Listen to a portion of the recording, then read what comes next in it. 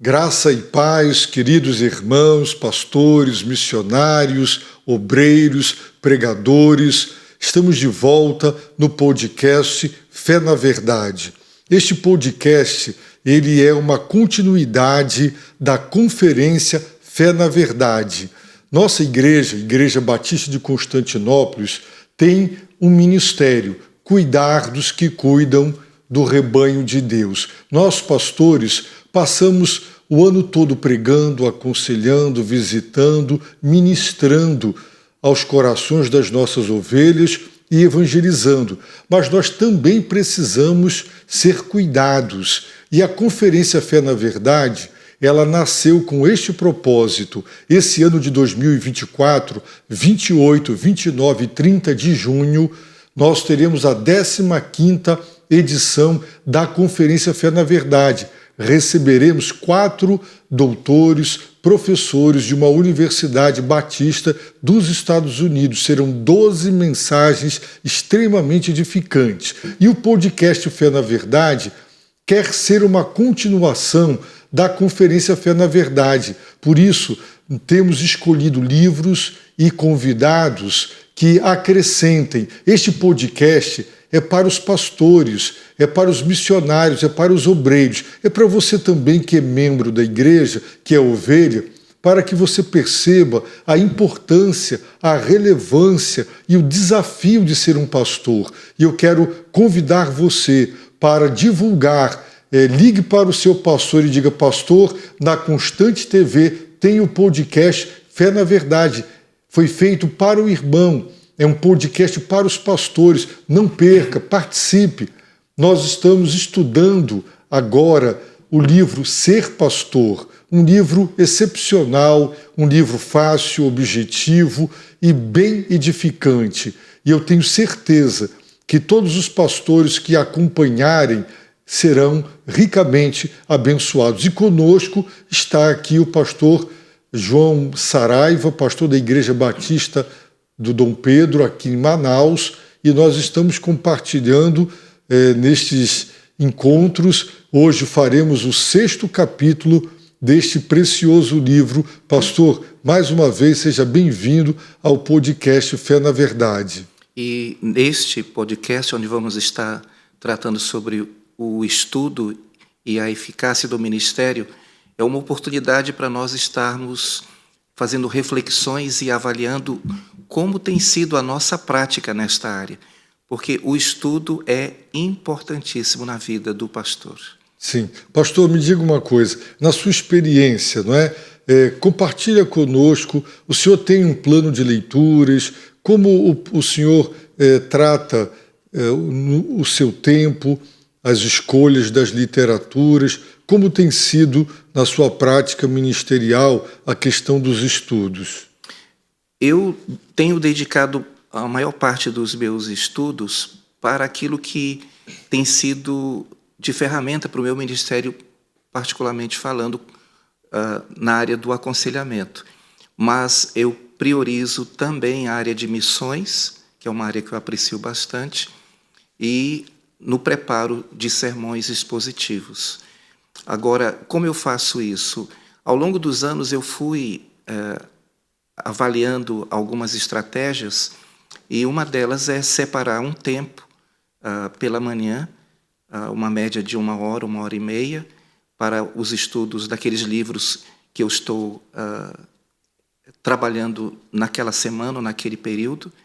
E, na medida do possível, eu procuro também buscar outras ferramentas e outras literaturas que podem contribuir para aquilo que está no meu planejamento estratégico. Por exemplo, agora em nossa igreja nós estamos trabalhando com as ferramentas de formação de líderes. Então, os livros que eu leio, geralmente, eles estão direcionados para me ajudar naquela fundamentação do pensamento que eu estou desenvolvendo. Muito bem. Pastor, nós sabemos, e isso é um dado da ciência, que aquele que lê pouco, ele não escreverá bem, e nós, pastores, né, escrevemos artigos, escrevemos nos antigos boletins físicos hoje, muita coisa já é digital, mesmo assim nós temos aí uma necessidade muito grande de produção de textos, não é? E quem lê pouco não escreverá bem. E também nós pregamos, e também está provado que quem lê bastante vai desenvolver muito a articulação entre o pensamento e a fala. Há pessoas que se perdem no meio do caminho ou na construção de um raciocínio para argumentação. Então, também, por isso, fará muito bem para o pastor as leituras, ser um leitor assíduo, constante, porque o ajudará a escrever melhor e também a se comunicar melhor, com mais clareza. Não sei se o irmão já ouviu alguém que fala e percebe que ele está meio perdido no raciocínio e se repetindo e às vezes não chega a lugar nenhum, né? Então, os estudos serão excelentes também para nos ajudar na pregação e na escrita. Exatamente. E os autores do livro, eles nos dão alguns conselhos preciosos que nós consideraremos a partir de agora. O primeiro deles, além de estudar ser uma prioridade evidente para o pastor e mestre, é também um tremendo privilégio. Até porque, graças ao Senhor, eu e o irmão, infelizmente muitos pastores não são pastores de tempo integral e deve ser uma luta e um desafio muito grande, mas nós devemos considerar um privilégio poder separar, o irmão falou, em 1h30 de leituras para crescer, né? E apesar de enfrentarmos não poucas dificuldades por causa das nossas responsabilidades pastorais, temos no chamado que Deus nos faz para o estudo um enorme bônus. O irmão concorda com estas declarações? E eu percebo, pastor, que na medida em que você vai se dedicando a um tema, a um assunto, a sua mente como que atrai livros que vão corroborar para aquele pensamento ser fundamentado. Por exemplo, na área de liderança, eu tenho uma equipe que eu reúno às quintas-feiras e nós temos trabalhado sobre a liderança eficaz. E, na medida em que eu vou lendo outros livros, eu vou percebendo que vai ampliando a minha capacidade de refletir com mais exatidão e precisão sobre aquele tema que nós estamos desenvolvendo. Então, a leitura é enriquecedora, ela abre as perspectivas que nós não encontraríamos se estivéssemos limitados a enxergar apenas num aspecto daquilo que está sendo trabalhado, por exemplo, numa área como a liderança cristã. Ok. Vamos em frente, então, nas considerações. Não há conflito entre o estudo e a dependência de Deus Espírito Santo no ministério bem-sucedido. Nós sabemos que até não muito tempo atrás, estudar era considerado quase que não depender, né? Nossos irmãos pentecostais não tinham, por exemplo, seminários. E muitos pastores entendiam que bons sermões eram feitos apenas estudando a Bíblia diretamente. Mas nós não podemos desprezar o fato de que Deus deu Cristo, o Cristo que subiu aos céus, Paulo diz isso em Efésios, ele deu à igreja apóstolos, pastores, mestres, doutores, e são dons. Com certeza todos são leitores e podem aprender, mas Deus capacitou. Quando você pega um livro, por exemplo, de John Stott, A Cruz de Cristo, quando eu vejo a bibliografia, dezenas e dezenas de obras consultadas, tempo esse que eu não teria, e ele era um pastor de tempo integral, e lá na realidade europeia, ele podia se devotar exclusivamente para a pesquisa e pregação, o que nós aqui no Brasil temos tantas outras responsabilidades. Então, Deus deu a ele a capacidade, ele é um mestre, um doutor na palavra, e ele nos presenteia um livro que é produto de centenas e centenas de horas de estudos e de uma bibliografia ampla que eu jamais teria tempo de consultar. Então, Deus nos dá ali o suprassumo daquelas leituras, não é? E nós não podemos desprezar o que o Espírito de Deus deu à igreja através dos mestres e dos doutores que foram divinamente capacitados, né? Então, a tentação de achar que quem estuda para pregar não está dependendo do Espírito é um pensamento imaturo, né? E ele diz, alguns consideram que as horas de estudo entram em conflito com a fé no auxílio do Espírito ao ministério. Como o irmão vê estas questões sobre a dependência de Deus e a necessidade do estudo? O que podemos observar, olhando a forma como Deus trabalha na sua igreja, é que estas habilidades e dons, como o dom de mestre, por exemplo, contribuem para a edificação do corpo. Então, o Espírito Santo está o tempo todo nos conduzindo em nossas relações, em nossos compromissos, em nossas atividades, e naquele momento específico do estudar da palavra e de buscar ferramentas, como as citadas pelo irmão, isso é um fato de que ele está participando ativamente deste processo. Então, é enriquecedor para o ministério pastoral, é enriquecedor para a igreja que tem um pastor que se dedica ao estudo de forma com excelência. Sim. E é interessante porque o protestantismo, eu não direi que ele dispensou a tradição. Existe uma tradição teológica, mas ela para nós não é fundamento, só a Bíblia, a palavra de Deus. E por conta disso, houve como que em alguns setores do protestantismo uma aversão à tradição.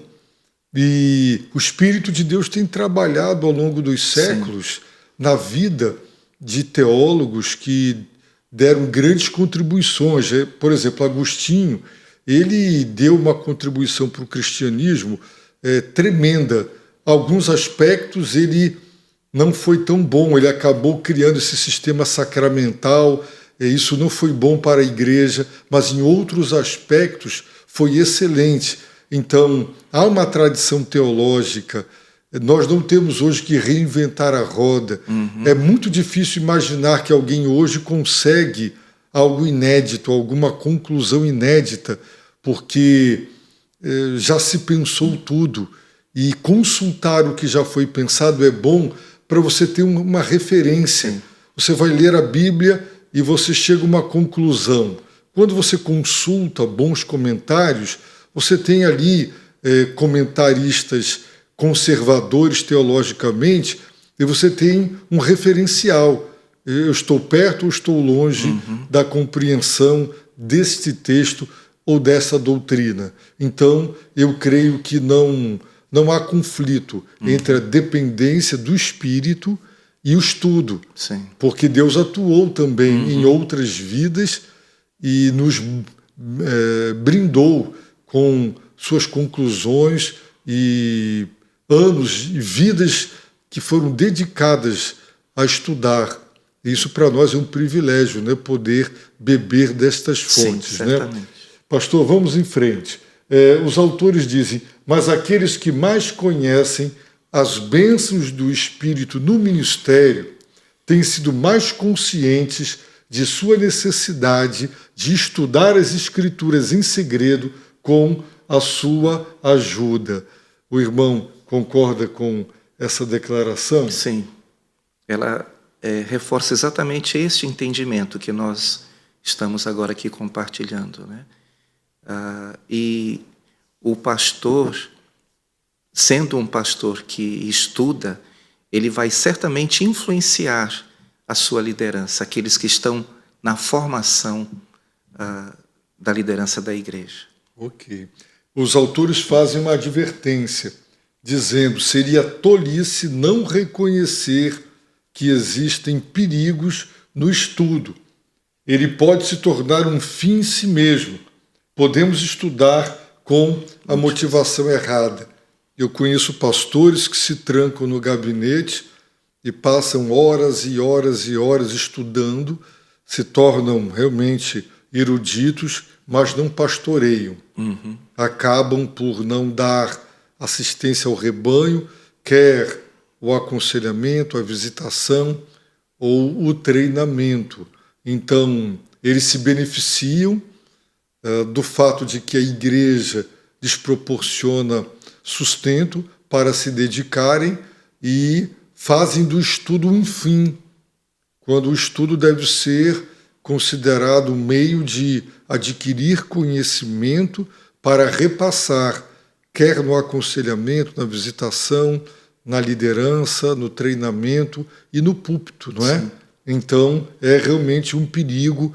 Eu conheço pastores que se tornaram teóricos, né? São pastores por título, mas não são pastores que cuidam de rebanho. Um colega disse: fulano pastoreia livros, né? Era um colega que tinha havia caído nesse perigo, né? O irmão admite que isso pode acontecer? Pode acontecer, e isso vai fazer com que, com o tempo, a igreja, de fato, não venha a ser uma igreja edificada na palavra. Porque a igreja, as pessoas precisam de uma linguagem que seja acessível ao coração delas. Então, muitos não têm a habilidade e o preparo para entender certos pontos de vista do pastor na perspectiva teológica, e ele vai precisar ter este relacionamento no dia a dia com a igreja para que ele, de fato, possa alcançar o coração dos seus ouvintes. Ok. Pastor, vamos então para o nosso intervalo e voltaremos dentro de instantes de volta para o estudo do livro Ser Pastor, capítulo 6. Estamos tratando do tema do estudo e o ministério eficaz. E os autores nos fazem uma advertência. O estudar é bom, é importante, é necessário e é imprescindível. No entanto, podemos incorrer no perigo de estudar com a motivação errada. E John Owen, o teólogo puritano, ele admitiu com um sentimento de vergonha, mais tarde na sua vida, que uma das razões pelas quais ele estudou tão duro quando jovem era a sua ambição de alcançar poder e distinção na igreja. Essa é uma tentação de ser considerado um erudito, um doutor, um especialista, e o púlpito acaba se tornando uma vitrine onde o pastor vai exibir, expor a sua erudição, e acaba que a igreja não é edificada. Há pastores que vão para o púlpito e levam detalhes, brigas exegéticas, brigas de opiniões de comentaristas, e se perde um tempo com algo que não é edificante para a igreja, não é? Tratar de alguns assuntos que para um seminário até seria interessante, mas não para o púlpito. Aí o púlpito deixou de ser visto como um lugar para Deus falar com o seu povo e se torna uma vitrine para o pregador expor a sua erudição. E David Brenner foi um dos primeiros missionários junto aos índios norte-americanos. Ele constatou que o estudo poderia alimentar seu orgulho. E, de fato, eu me sinto grato a Deus quando as irmãs, os irmãos dizem: pastor, a mensagem me edificou. E eu agradeço a Deus porque a gente ora, estuda e pede a Deus que o Senhor fale com a igreja. Mas aquele desejo de ser aplaudido, né, de ser elogiado, de que alguém diga: que o sermão foi profundo, e isso realmente pode alimentar o ego, a vaidade de um pregador. E isso acontece muito. O irmão entende assim também? Exatamente. E é aí que entra a importância da dependência do Espírito Santo. Porque o Espírito Santo habita em nós, é uma pessoa, se relaciona conosco. E quando nós, pastores, fazemos este trabalho do estudar na dependência do Espírito Santo, eu acredito que a probabilidade de nós cairmos nesta armadilha diminui bastante. É lógico que nós precisamos de ser elogiados, de ser encorajados. Eu creio que a palavra adequada seria esta. Os pregadores precisam ouvir dos seus ouvintes palavras de encorajamento, mas sempre levando todos os pensamentos e todo o elogio, todo o encorajamento à presença do Senhor, como honra e glória a Ele. É verdade, pastor. A igreja também percebe que o pastor que lê, que leva a sério o preparo do sermão, a igreja percebe que o sermão tem conteúdo, né?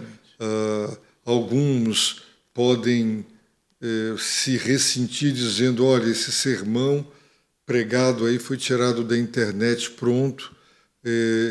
O pastor que perde muito tempo no púlpito com brincadeiras, com casos, contando experiências, e quando o seu estoque, né, de experiências ele acaba, a pessoa não tem muito o que acrescentar. Então, é importante estudar sem se envaidecer e não confundir a dependência com o Espírito com a falta de cumprir a nossa tarefa, que é a do preparo, né? A mensagem é do Senhor, o sermão é o pastor quem prepara. E isso demanda tempo, né, pastor? Exatamente. Vamos em frente. Para refletir, primeiro, a igreja tem necessidade urgente de pastores e mestres que estudem. Segundo, as pressões e o ritmo da vida contemporânea fazem com que essa seja uma meta cada vez mais difícil de alcançar. É o pastor que está tão assoberbado, não é, de trabalho, que ele não tem a disciplina de separar tempo para poder se preparar para pregar estudando. E isso é realmente um tópico importantíssimo para refletir, não é?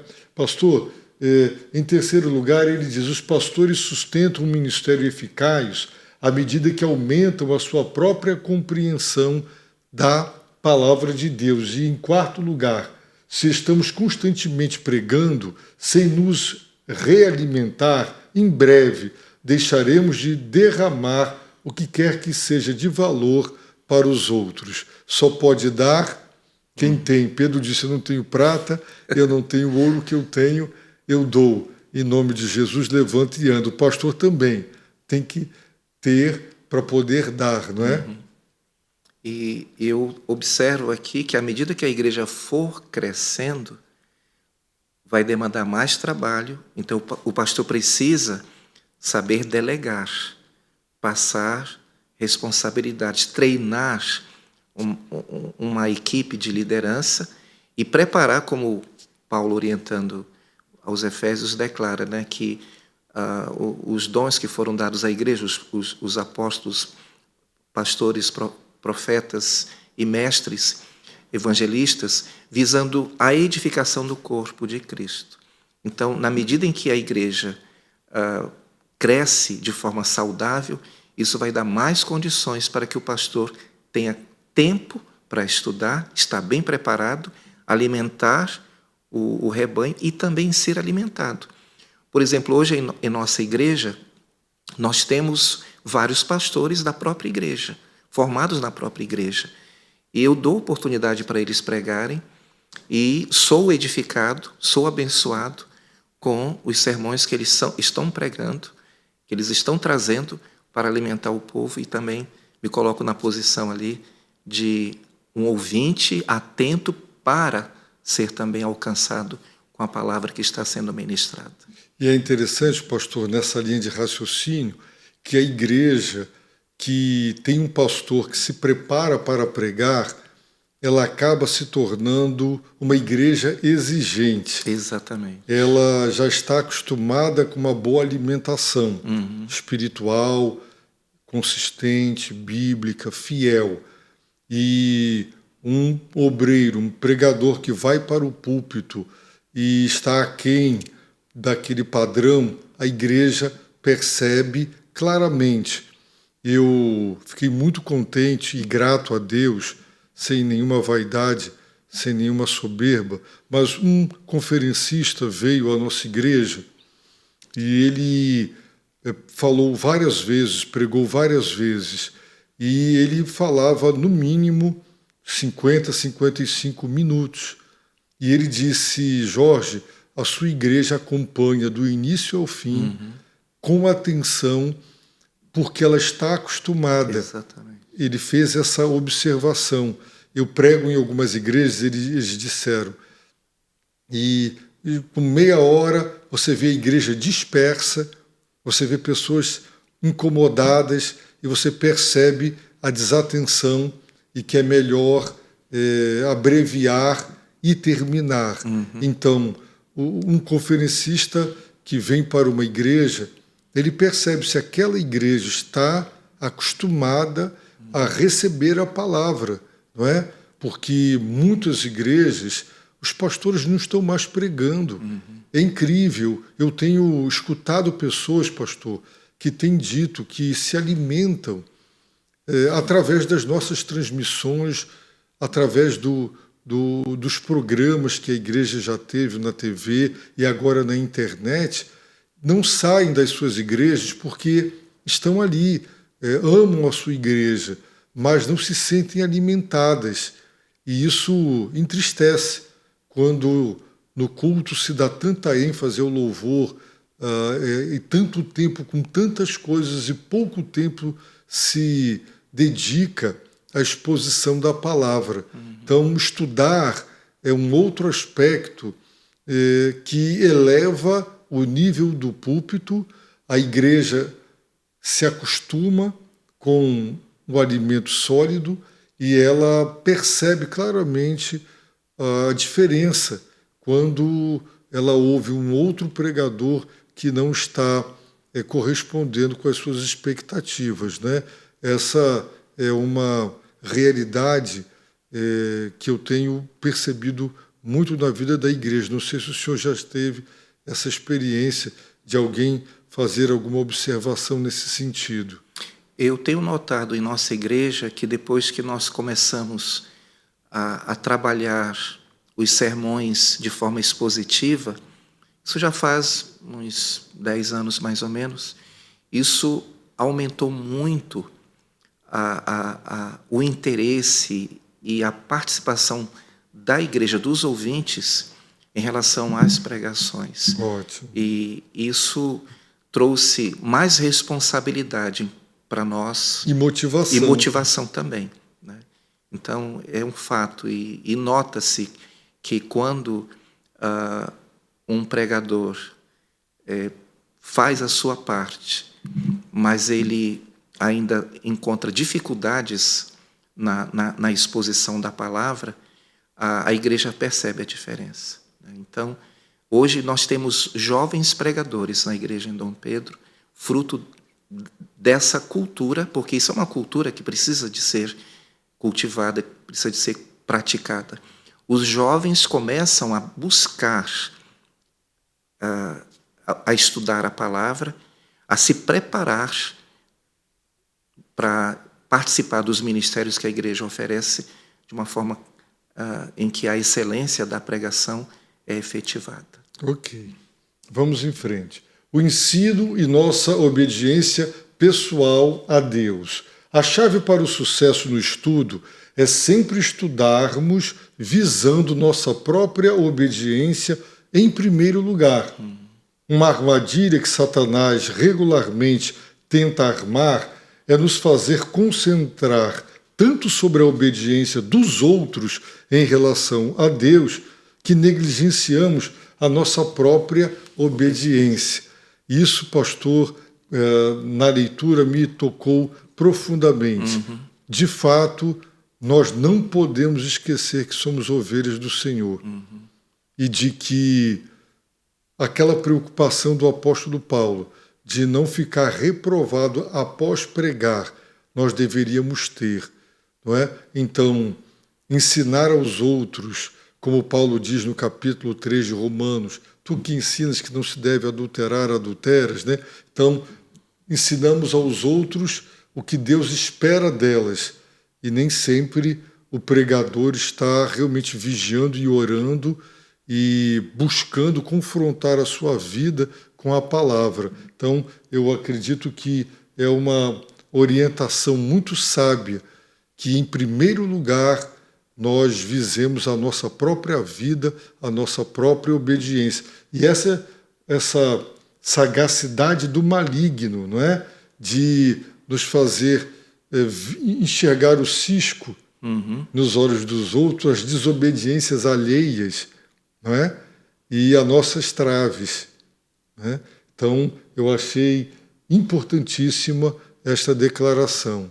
E é exatamente esta atitude, este cuidado que autentica o ministério, que vai trazer uma autoridade saudável que o pastor vai exercer sobre a sua igreja, sobre a liderança com a qual ele trabalha.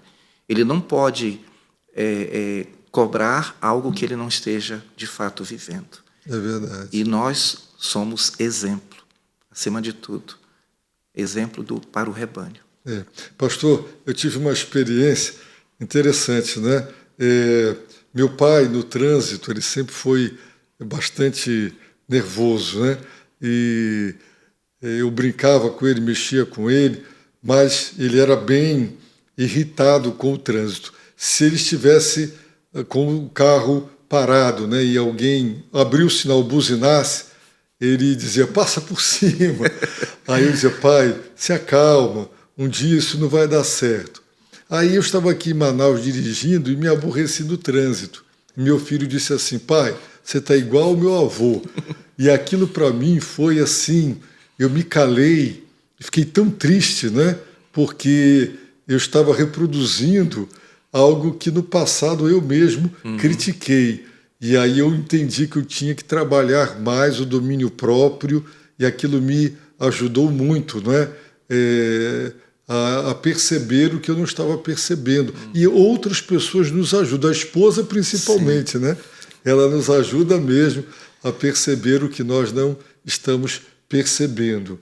E aí é um desafio, né? A gente ajoelhar e dizer, Senhor, eu vou pregar sobre esse assunto que a igreja precisa ouvir, mas eu mesmo luto com tentações nessa área, com dificuldades. Então, aceitar pregar sobre um assunto que na nossa vida, um desafio, é uma responsabilidade muito grande para não sermos hipócritas, não é verdade, Exatamente. pastor? E a questão que eu vejo aí nesse caso, nesse contexto, é da transparência e vulnerabilidade. Nós não somos perfeitos no sentido de não errarmos, não pecarmos, não falharmos. Nossa perfeição está em Cristo. Então, uma atitude de reconhecer é demonstração de humildade e isso é encorajador para quem nos assiste, para quem nos observa, para quem nos acompanha. Ok. Então, dando seguimento aqui no nosso slide, à medida que vinculamos cuidadosamente nosso estudo da palavra de Deus como obediência prática, nós nos salvamos da armadilha sutil do profissionalismo no ministério. Somos cristãos comuns antes de sermos pastores e mestres, né? Somos ovelhas e não podemos esquecer isso. E nós voltaremos, faremos agora o nosso breve intervalo. Não saia daí, continue ligado na Constante TV e no podcast Fé na Verdade. Estamos estudando um livro precioso, Ser Pastor, e estamos tratando desse tema, da importância e da necessidade de sermos estudiosos da palavra, com as motivações certas e com os objetivos corretos. Fique conosco, voltaremos em instantes. de volta para o estudo do livro Ser Pastor no podcast Fé na Verdade. Estamos estudando o capítulo 6 do livro Ser Pastor. E eu quero dizer a você, pastor, irmão, irmã, seminarista, missionário, obreiro, o podcast Fé na Verdade, ele pertence à Constante TV. Se você entrar no canal da igreja no YouTube, você encontrará várias playlists. Cada um dos programas tem a sua própria playlist. E você poderá, se você é a primeira vez e você está indagando, puxa, eu queria ver e ouvir e estudar o capítulo 5, 4, 3, 2, o primeiro capítulo. Basta você acessar a playlist do podcast Fé na Verdade e lá todos os programas anteriores estarão à sua disposição. Peço a você também, pastor, seminarista, irmão, entre lá, curta e compartilhe. Compartilhe com o seu pastor, com um pastor amigo seu. Olha, veja aí o primeiro estudo do capítulo do livro tal e incentive os demais pastores a participarem e assistirem o podcast Fé na Verdade. Pastor, vamos então para o terceiro e último bloco do nosso estudo, né? Determinando o melhor lugar para estudar. O lugar onde nós fisicamente estudamos é importante. Podemos não ter muita escolha, mas quando a temos, vale a pena pensar cuidadosamente sobre isso. Somos todos criaturas de hábitos e somos ajudados pelo ambiente. Eu aprendi muito cedo no ministério, com bons exemplos, de que estudar em casa não dá muito certo. E eu sempre cheguei muito cedo na igreja para que eu pudesse, no gabinete pastoral, ter toda a privacidade, a minha biblioteca e estar ali para me encontrar com Deus. Hoje eu mudei um pouco essa dinâmica, porque eu ficava manhã, tarde e noite trabalhando na igreja, né? Hoje minha filha vai para a escola, a esposa vai também para as suas atividades e eu me tranco no quarto, tenho um pequeno escritório no quarto onde eu consigo mesmo privacidade. Eu não sei, todas as vezes que eu interrompo um estudo, a produção de um texto, para retomar, tem que pegar o fio da meada de novo. Então, essa privacidade, essa escolha do local, ela é importantíssima. O senhor tem essa experiência, pastor? Sim, eu particularmente eu prefiro, na questão de leituras, fazer em casa, que realmente eu fico com mais privacidade. No entanto, eu tenho momentos de estudo também na igreja, mas é fundamental que haja esse local que seja, de fato, aconchegante para esse tempo de leitura, porque é algo bem assim, pessoal, né? É um relacionamento que você está tendo ali com o livro, uma viagem que você faz. É algo que você precisa estar concentrado e bem disposto em todos os sentidos. Ok, vamos lá. Nada substitui, dizem os autores, a disciplina. Primeiro, a maioria de nós será tentada a negligenciar o estudo, alguns mais do que outros. Segundo, o estudo exige não só a devoção, mas também a disciplina para torná-lo eficaz. Então, de fato, tantas coisas aparecem.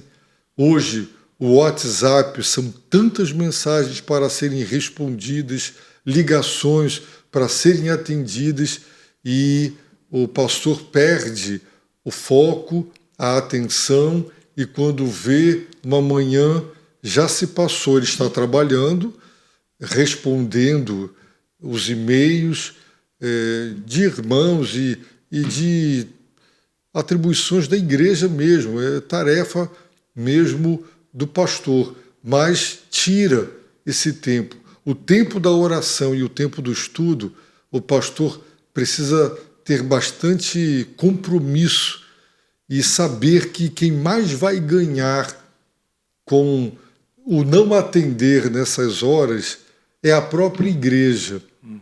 É ela quem mais vai se beneficiar se o pastor realmente fizer o tempo para orar, fizer o tempo para poder estudar. O irmão concorda? E nessa questão da disciplina, o pastor precisa tratar o coração dele. Porque muitas vezes, se ele está com uma demanda muito grande, eu tiro por mim. Já estou com 39 anos de ministério e tenho percebido isso. Eu acabo, por não delegar, me sobrecarregando. Sim. Então, eu vou precisar, de fato, de tomar atitudes, de quebrar, talvez, paradigmas que eu criei para superar as deficiências nesse processo. Ok. Porque a nossa tendência, pastor, é acabarmos nos envolvendo nas atividades ministeriais. Sim. E achar que porque estamos envolvidos nas atividades, nós estamos cumprindo com a nossa missão. É verdade. A demanda é grande, né, pastor? Vamos em frente.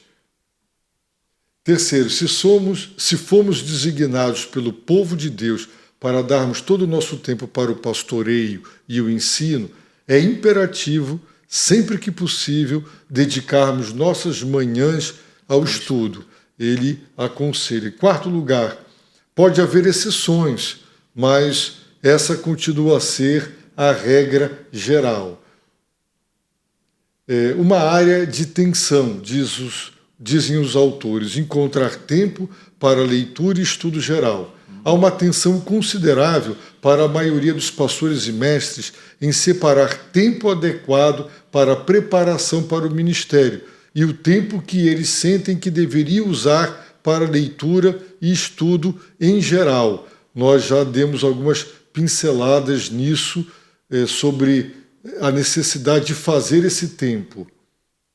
E a tensão de ter sempre em vista o próximo discurso ou sermão para ser entregue, de modo que há pouco ou nenhum tempo de sobra para estudo e leitura, além do que é necessário para se preparar para a responsabilidade imediata de pregar. Então, nós estudar para uma demanda, um estudo, um treinamento, mas tem algumas leituras, como uma biografia, por exemplo, ou algo até que não esteja diretamente envolvido no que vamos fazer, mas que vai nos edificar, que vai nos fazer bem, que vai nos fazer crescer.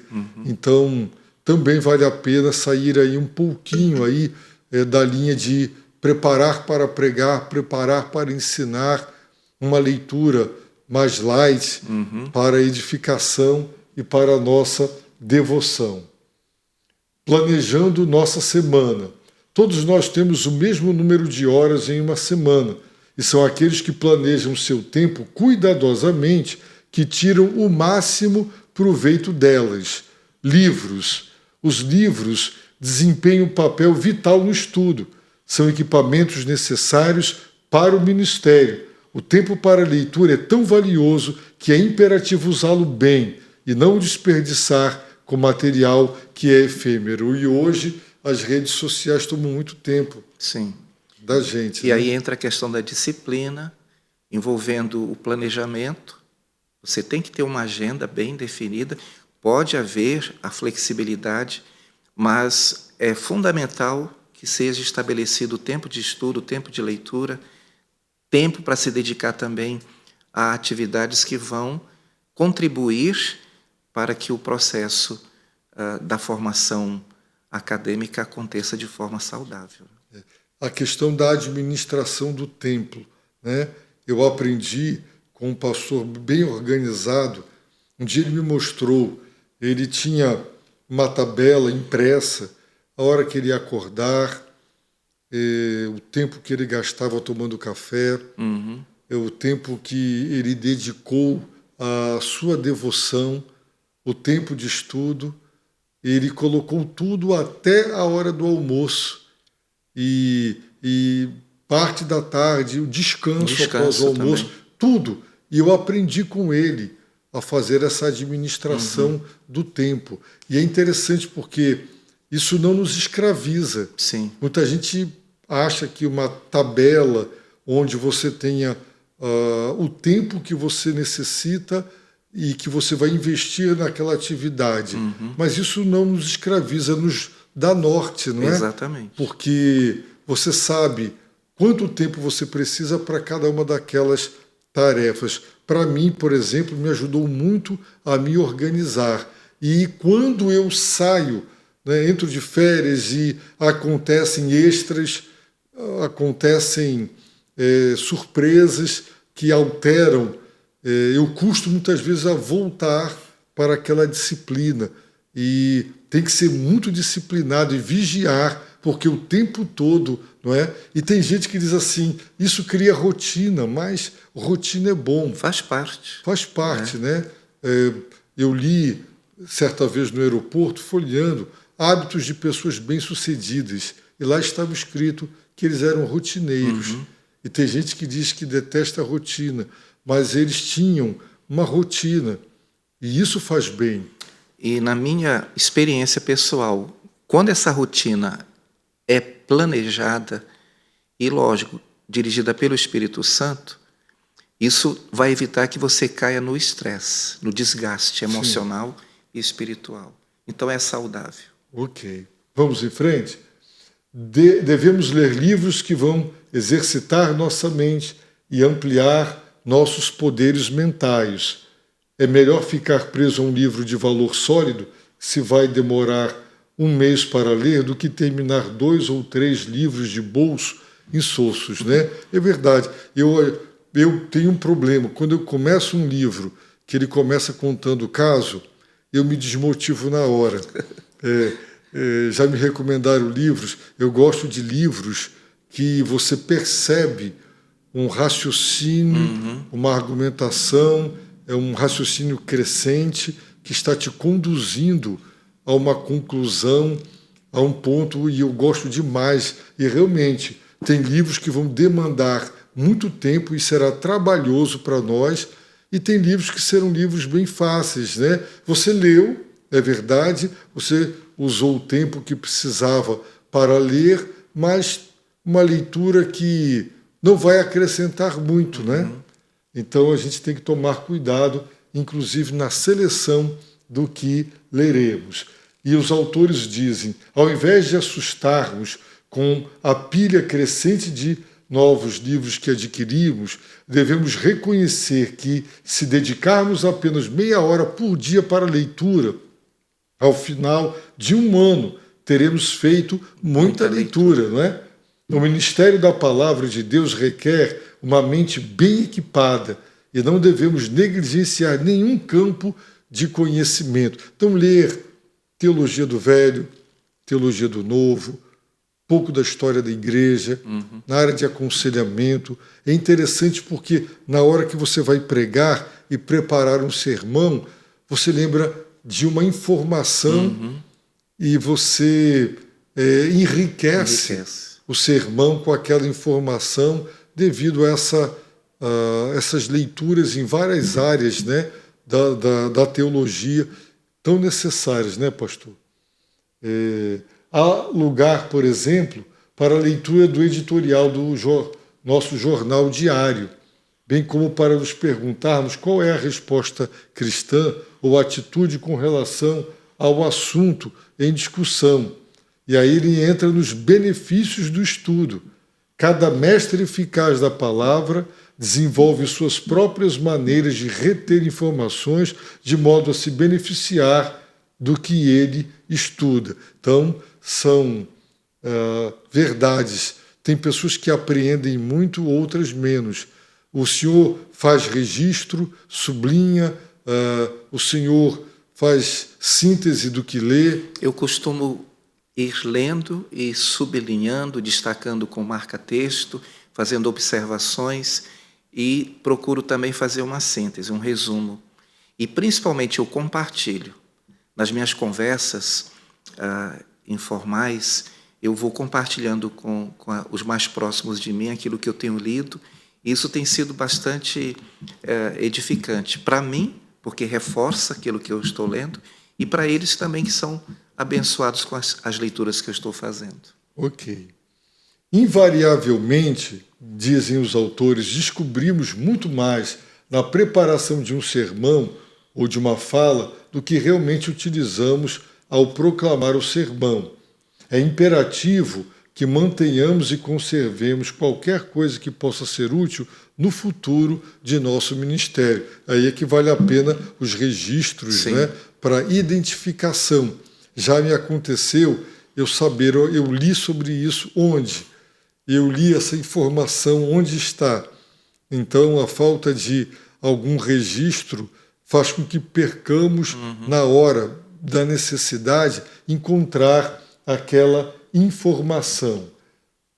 Muito estudo cansa o corpo. É o comentário prático do escritor de Eclesiastes. E uma vez que o estudo nunca termina, é preciso tomar o cuidado de manter a sua importância em perspectiva. Nosso estudo não é um fim em si mesmo. Sua finalidade é a alimentação adequada do rebanho de Cristo. Nós já também falamos bastante a esse respeito. Uma das vantagens do nosso chamado é que somos, ao mesmo tempo, pastores e mestres, para que nosso tempo não seja voltado totalmente ao estudo. Estudo em demasia é ruim para nós. Ele precisa ser ligado a outras atividades. Então, temos que dosar para não incorrer naquele perigo, né, de sermos pastores de gabinete que estão ali estudando, recebendo e tendo pouca interação e alimentando pouco as ovelhas, né?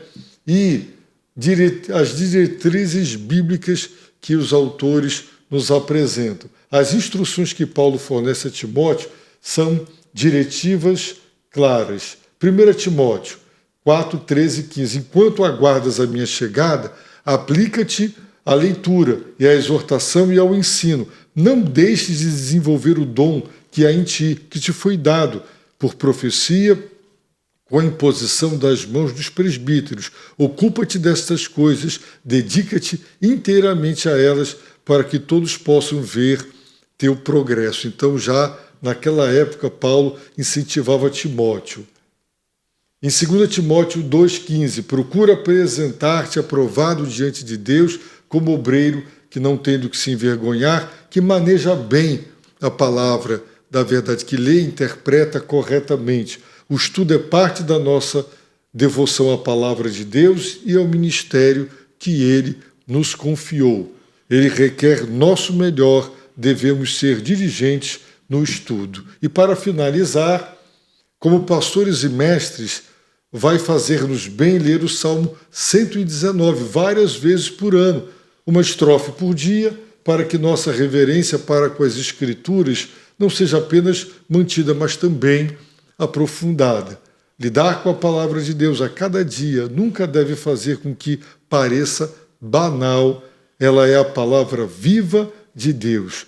Todo o estudo das Escrituras é infrutífero sem iluminação divina. Pastor, suas considerações finais sobre essas diretrizes bíblicas, essas advertências e esses conselhos. A importância vital do equilíbrio, né? Ao mesmo tempo em que o estudo é relevante, é importante, é necessário que nós dependamos do Espírito Santo e vivamos de uma maneira que a prática do ensino que eu estarei ministrando evidencia o caráter de Cristo. Meu estilo de vida, minha agenda, meus compromissos, tudo está relacionado à dependência do Espírito Santo. E o estudo não é diferente. Amém. Pastor, muito obrigado mais uma vez. E eu quero dizer a todos os pastores, as ovelhas, recomendem para os seus pastores o podcast Fé na Verdade. Entre no nosso canal no YouTube, acesse a playlist deste podcast e você verá todos os anteriores. Fique com Deus, que o Senhor os abençoe, rica e abundantemente.